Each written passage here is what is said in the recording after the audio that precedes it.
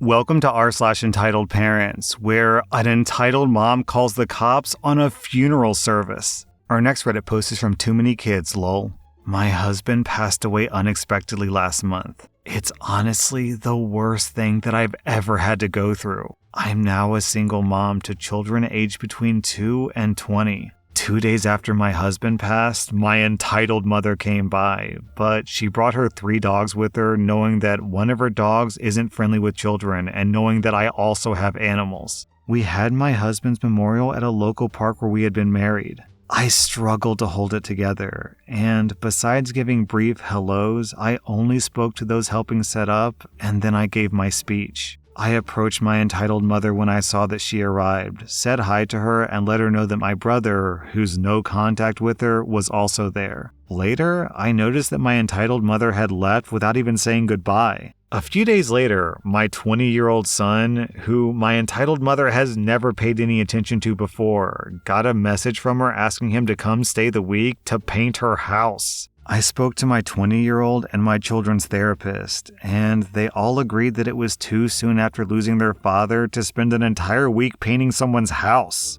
Later that night, I called my entitled mother to chat about it, and she said, "It's been 3 weeks. You need to get over it." With that, I saw red. I let loose and told her that I'll never be over it. I then told her that I noticed that she couldn't even be bothered to say goodbye at the memorial. To which she said that she had to go because my brother was there, which made her uncomfortable. I reminded her that that day wasn't about her. I just let loose on that phone call. In the end, I hung up the phone. The next morning, I got a call from the cops saying that my entitled mother had called them and told them that I was trying to end my life. I was lucky because I had spoken to the same officer only 2 days prior, and she told me that she got the impression that I would reach out for help if needed, which is why she chose to call me instead of paying a home visit. And now, I'm going no contact with my entitled mother. Knowing her, I fully believe that the only reason she invited my son over is because she knows that he's been one of my biggest supporters. That way, she could retaliate against me for not giving her enough support at the memorial. After I went no contact, I found out that she told my other stepson that she only came because it would have looked bad on her if she didn't. Other people also told me that she kept yelling at my brother and complaining that I wasn't leaning on her for support instead. I am so glad that I've gone no contact. Our next Reddit post is from Alientine. I read this open letter to the city council in a local newspaper a while ago, and it made me laugh and cringe, so I thought that I'd share.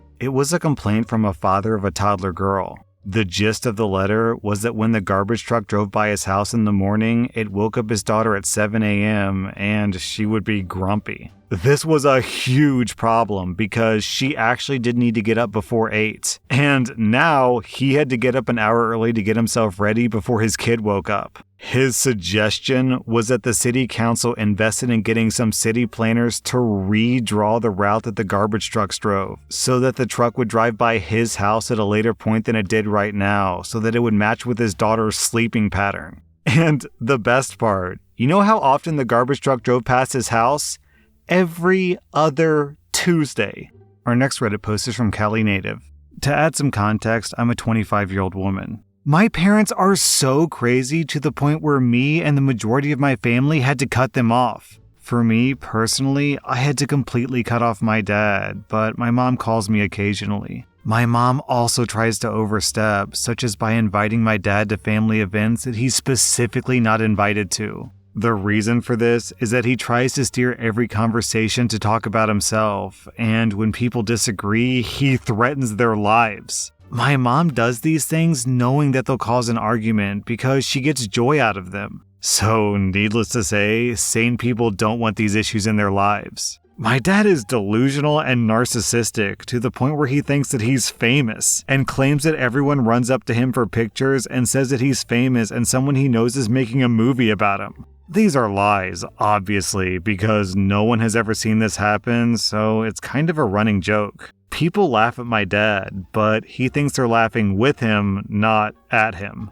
Anyways, on to the story. I have an apartment and I didn't give my dad the address because we're not on speaking terms because he threatened my life because I didn't give him my personal info so he could take out loans in my name. So obviously that's a no. And also I didn't grow up with him, so I barely know him. He's apparently told people that he owns my apartment and that he lets me live there. He likes to pretend that he's a big shot. So I guess my dad told some people who needed a place to live that they could stay at his spare apartment. He got my apartment's address from a family member. I assume my mom, due to the fact that no one I know speaks to him. One day, I get a call from my apartment building manager saying that there's some people at the gate saying that they're here to move into my unit, and she wanted to know if this was correct. I was just as confused as she was, as well as the people that my dad sent to live at my apartment. Mind you, this is my place, I pay the bills, and I don't even know how they got my address. So I go out to meet these said guests, and there was a lot of confusion. It was 3 random, sketchy, older-looking men.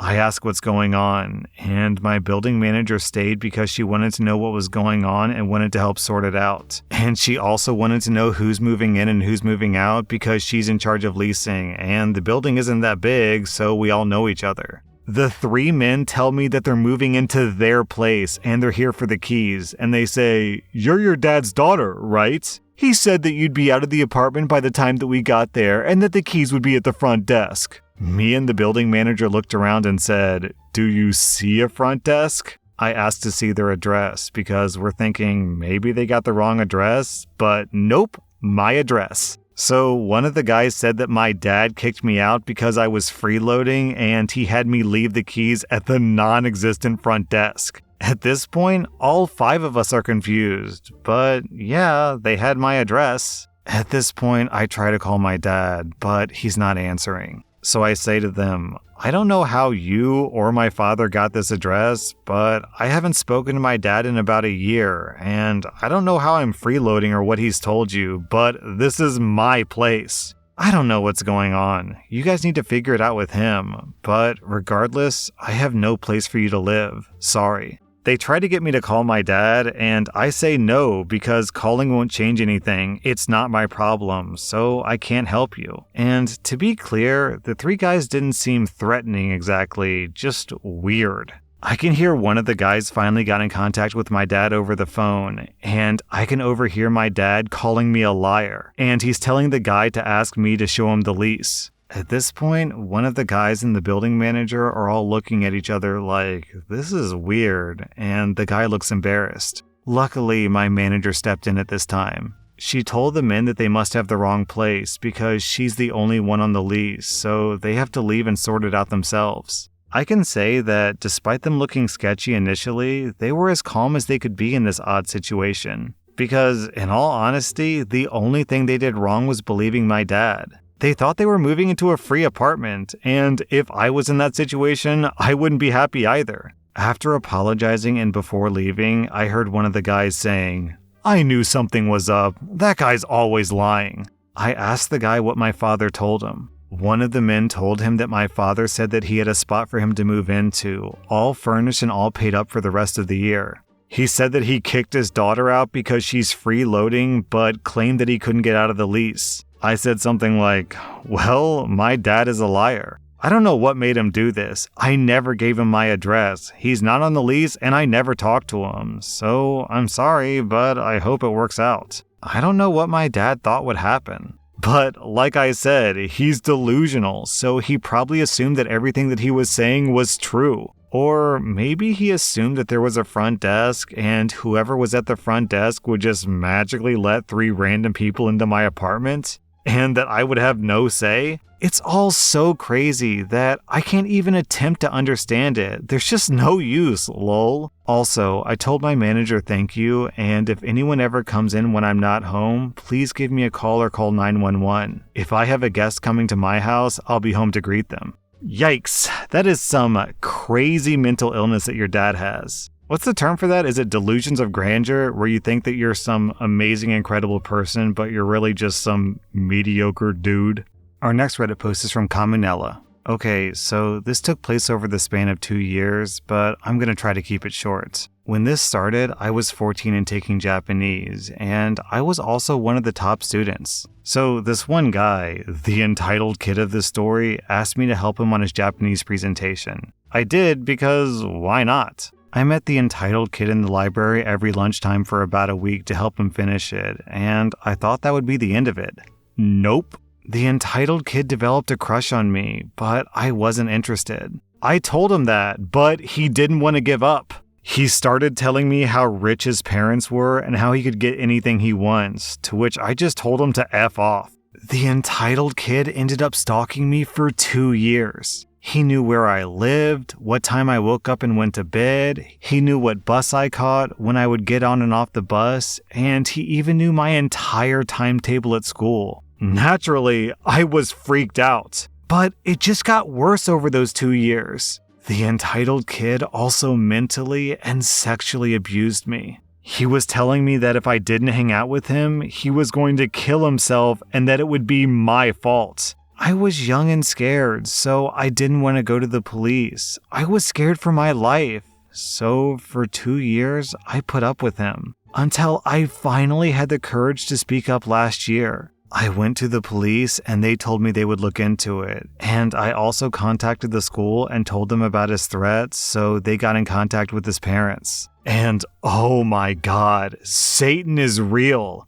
These entitled parents are literal demons. After the school got in contact with them, they blamed me for their kid's mental instability because I wasn't dating him and I refused to be his girlfriend. They were saying that I'm selfish because their poor baby deserves love and he's too good for me anyway. Then the police got in contact with them. I was very fortunate because other girls from my school had come forward to the cops saying that the entitled kid had abused them too. And there was even evidence with screenshots, so the police had to make a move. They told the entitled parents about the abuse, and their kid was put on the child blank offenders list. They went so effing wild. The entitled parents approached me and my parents after school one day, and the following conversation ensued. "Hello, you're OP's parents, yes?" My mom said, "Yes, we are, and I'm guessing you're the entitled kid's parents?" The entitled father said, "Yes.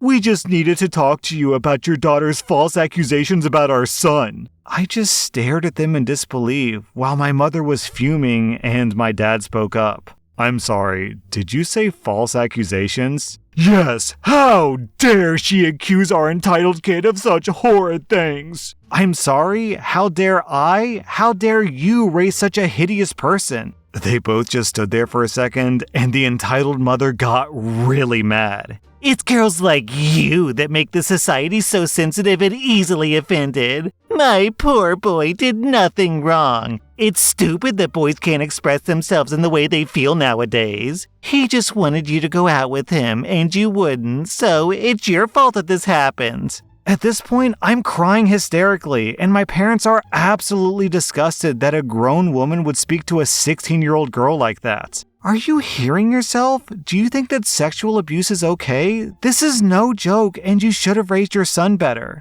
The fact that you're blaming my daughter for your son's actions just goes to show that the apple doesn't fall far from the tree. Don't you ever approach us again, and keep your sorry excuse of a son away from my daughter. My parents then walked away with me in tow, while the entitled parents were screaming profanities at us. I haven't spoken to the entitled kid since this all went down. He tries to approach me at school sometimes, but I just walk away before he can get to me. To this day, I'm still sickened by the fact that they thought that it was okay for their entitled kid to be sexually abusing girls. That he was just expressing himself.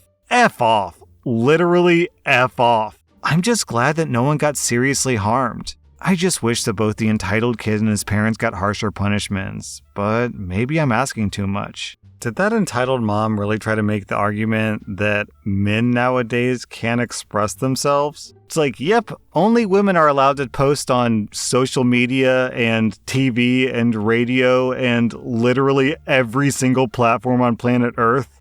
That was r/entitled-parents, and if you like this content, check out my podcast where I publish the exact same episodes. Also, hit that subscribe button because I put out new Reddit videos every single day.